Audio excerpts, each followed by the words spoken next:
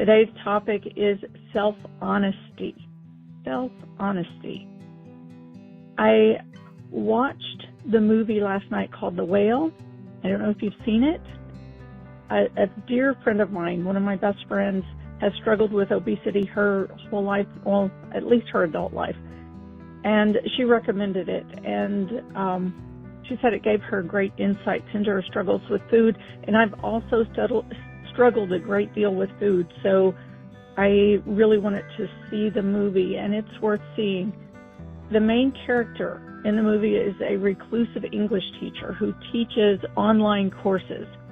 And just, he goes through the whole course with his camera turned off, not wanting to be seen as he is.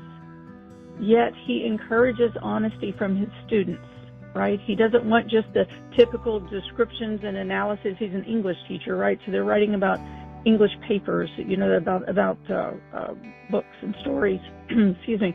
So he doesn't want just the typical descriptions and analyses. He wants them to write what they really feel, their raw, honest thoughts and feelings about, not worrying about what some expected answer is or what's going to conform and get them a good grade or be politically correct. But really, he tells them, tell me something honest. And that part of the movie really stood out for me because, how often are we asked, hey, how are you doing? And you say, oh, fine, it's all good, and we don't even think, we don't slow down, we don't take the time to really connect, and is it because we don't have time for the truth, or is it because we are just going through the motions, or are we just telling people what we think they want to hear, right? And honestly, I believe that it's okay to not always spill everything about yourself to everyone. We have the right to choose, right? We are given discernment, and we can choose when and with whom we want to share our intimate thoughts and feelings, or be, really open book with. And then there's all the places in between, right? It's not either a closed book or an open book. There's lots of places in between. But honestly, we get to choose.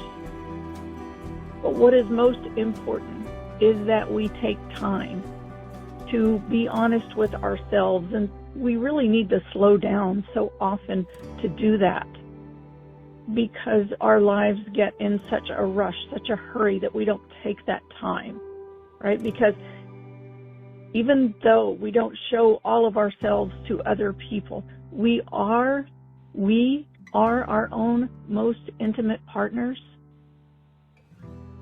And the relationship that we have with ourselves, the quality of that relationship is the one that determines our true happiness and our true fulfillment and how we're able to relate to others.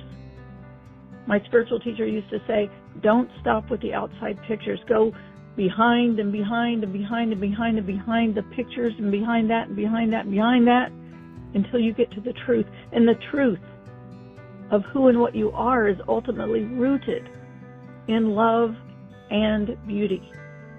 Divine love, divine beauty.